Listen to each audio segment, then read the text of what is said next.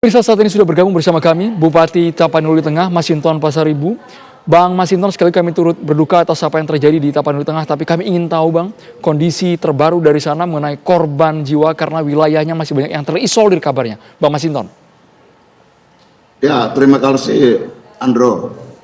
Jadi korban jiwa update sampai saat ini ada 73 orang yang sudah teridentifikasi dan masih ada beberapa titik lagi yang perlu dilakukan evakuasi, baik itu terhadap korban jiwa maupun terhadap jiwa yang masih selamat gitu. Nah, hari ini kondisi Tapanuli Tengah itu sangat terisolir, Bu Andro. Nah, ini dikarenakan putusnya akses jembatan dari wilayah yang berbatasan dengan Tapanuli Selatan dan Tapanuli Tengah itu. Kemudian akses jalan sepanjang dari arah Tarutung Tapanuli Utara menuju Tapanuli Tengah. Itu semua mengalami longsor, terputus, dan bahkan amblas. Nah, jadi kemudian akses dari Umbang Hasundutan, dari Pakat itu juga mengalami yang sama medannya. Jalanan ditutup oleh longsoran bukit-bukit. Nah, satu-satunya itu tinggal dari arah Aceh Singkil untuk masuk ke Tapanuli Tengah. Nah, kemudian Bung Andro, kami juga mengalami banyak kendala ya karena keterbatasan personil. Satu diantaranya karena 75% lebih pegawai kami itu juga menjadi orang yang terdampak dari bencana tersebut, sehingga belum bisa optimal dalam melakukan kerja-kerja pemerintahan untuk digerakkan membantu masyarakat, karena mereka sendiri juga masih membantu dirinya karena juga rumahnya banyak yang rusak, kemudian keluarganya juga banyak yang menjadi korban seperti itu. Nah, kemudian bersama kami sudah ada Pak Gubernur Sumatera Utara, Pak Bobi Nasution, sudah 3 hari 2 malam berada di wilayah Tapanuli Tengah untuk memantau, koordinasi dan sekaligus mendrop bantuan langsung melalui udara ke masyarakat, terutama yang wilayahnya terisolir. Nah, beberapa wilayah-wilayah terisolir tersebut sudah di drop bantuan via udara, tetapi itu bantuan sementara. Nanti selanjutnya adalah bantuan lewat darat. Namun kondisi di Tapanuli Tengah karena masyarakat juga butuh makanan dan lain sebagainya, sempat terjadi aksi sepihak dari masyarakat dengan membongkar swalayan yang ada. Begitupun dengan kemarin malam sampai siang tadi, gudang Bulog juga dijebol oleh massa yang mengambil barang-barang beras dan minyak, stok pangan yang ada. Bang Masinton, kami ingin tahu apakah sudah ada pendataan mengenai keluarga yang merasa kehilangan anggotanya yang masuk ke pemerintah, Bupati? Bang Masinton masih tersambung bersama kami? Pendataan sementara, apakah sudah ada yang mengadu mengenai kehilangan anggota keluarga, Bang? Kehilangan anggota keluarga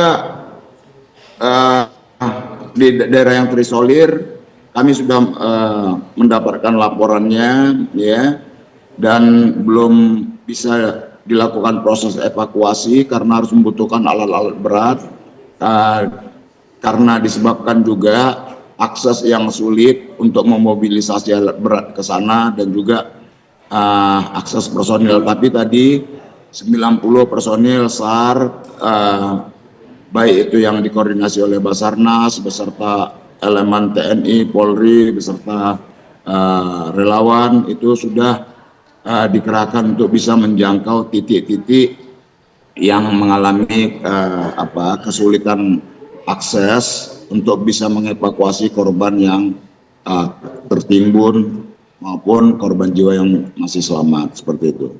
Untuk sambungan listrik, kemudian komunikasi, apakah masih terputus hingga kini, Pak Bupati? Ini menjadi salah satu kendala utama karena terputusnya selain jalan tadi juga akses listrik dan internet yang sudah berlangsung sejak dari tanggal 20 hari Selasa lalu. Artinya udah 5 hari sampai sekarang ya. Itu kami mengalami keterisoleran baik informasi dan juga mengalami kegelapan karena listrik kami putus, dan sekarang pihak dari PLN sudah melakukan upaya untuk memperbaiki genset maupun pembangkitnya. Nah, begitupun dengan akses komunikasi praktis ini kami hanya bisa menggunakan akses via satelit dan sangat terbatas.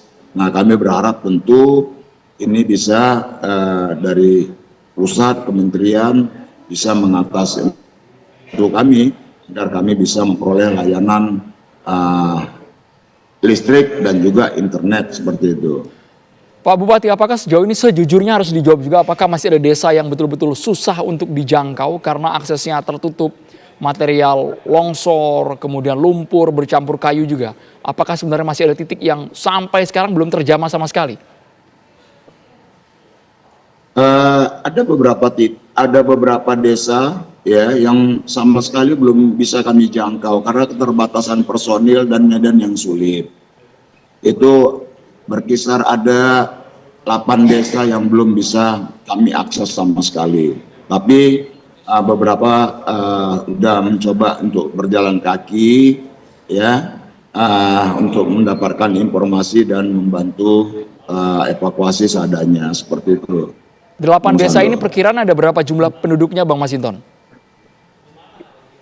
Ada beberapa desa itu ya yang jumlah penduduknya bervariasi. Kira-kira tuh per desa itu jumlah penduduknya bisa di atas 1.000.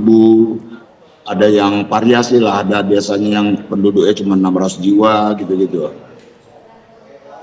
Baik, untuk proses distribusi bantuan ketika akses darat lumpuh total, bagaimana skema yang akan diterapkan oleh pemerintah setempat?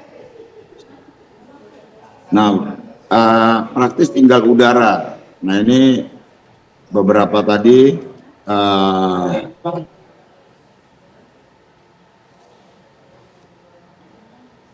gunakan ya beserta gubernur tadi untuk mendrop bantuan ke titik-titik yang ini membantu. Titik-titik yang masih sulit untuk diakses. Bang Masinton, kami sebenarnya agak miris mendengar ada sekitar 8 desa yang masih belum bisa dijangkau sama sekali dan angka jumlah penduduknya bisa di atas 100-200 orang. Upaya cepat dari pemerintah agar bisa menjangkau mereka, Bang, yang masih terpisah dengan keluarga, yang masih belum ada kabar sampai dengan saat ini, seperti apa, Bang Masinton?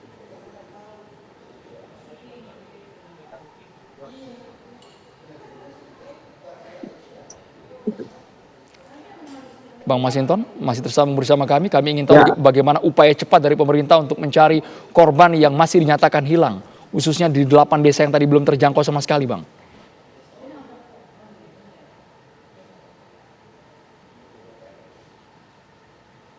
Apakah masih bisa mendengar saya, Bang Masinton? Sepertinya kami ada gangguan sinyal dengan Bupati Tapanuli Tengah, Masinton Pasaribu, yang saat ini berada di lokasi. Bang Masinton, singkat saja dijawab bagaimana upaya untuk mencari korban yang masih dinyatakan hilang sampai dengan saat ini. Ya, kami sedang melakukan upaya terus. Kami juga disupervisi oleh BNPB yang dari pusat dan juga dari Basarnas serta dari provinsi. Kami sedang berupaya terus agar bisa menjangkau desa-desa yang masih terisolir tersebut agar bisa cepat memperoleh bantuan dan proses evakuasi seperti itu. Bung Andro, dan sekarang di Tapanuli Tengah sudah lengkap elemen untuk instansi membantu tersebut, namun masih kekurangan personil karena kami kekurangan personil dan juga peralatan lainnya untuk melakukan proses cepat dalam evakuasi ini. Begitu. Bupati Tapanuli Tengah Masinton Pasaribu, terima kasih sudah bergabung di Kabar Petang.